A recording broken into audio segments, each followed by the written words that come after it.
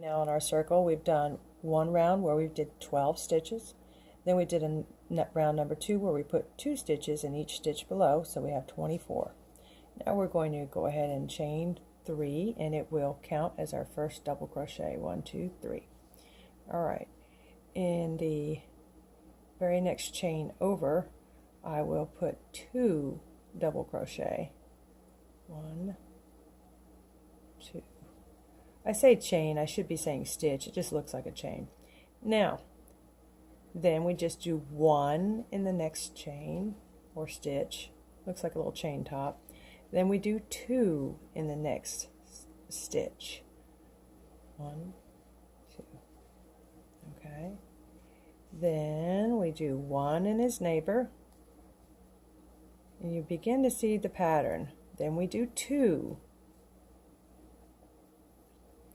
You know how I wrote on that paper for you, Tanya, that your round number 3, would be the same as the addition of the 1 and the 2.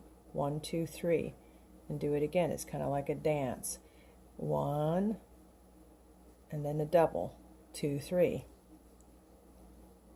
2, 3. All the way around till you get to the end. Let me pick up this other piece to show you I'm almost at the end. Got this focused in? Always end on a 2. Otherwise you have to pull your stitches and find out where you went wrong. So here's a 1, and I'm ending round 3 on a 2. So I have 1 and 2 all the way around. 1 stitch and then 2 in the next chain, and then 1 in the next chain, and then 2 in the next chain. And what it does is it adds stitches in to keep my circle growing. So as I end round 3, I go back with a slip stitch into the beginning chain here. Oh, if I can get it there. Now I'm going to stitch up to start round 4 and show you a little bit more of that math.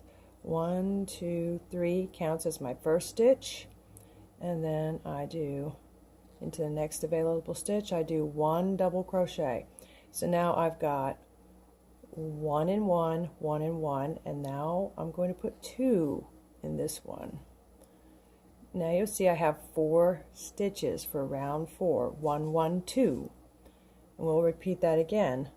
1 double crochet in 1 stitch, and then 1 double crochet in 1 stitch, the next stitch over, and then 2 double crochet in the next stitch over. Again, 1, 1, 2. I gotta remember to put a second one here, not lose track. Okay. 1 in the next one. Oops, little slack here. 1 in the next one.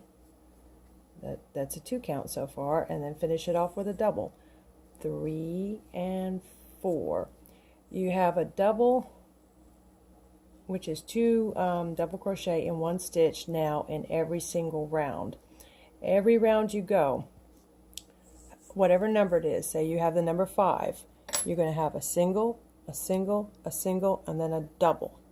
If you do 6, you're going to have a single, a single, a single, a single, and then a double. That's what I meant by on that paper. You have 1, 2, then you have 1, 1, 2, then you have 1, 1, 1, 2. So you can keep going forever ad infinitum by just making sure your 1, 1, 2s match your round number. If you're on round number 7, you'll have 5 1s and then a 2. So, but for a coaster, we stop. Oh, I've lost my place. We stop after round 4. So you only have to remember 1, 1, 2, 1, 1, 2. So let's stop right there in the video so it doesn't get too long.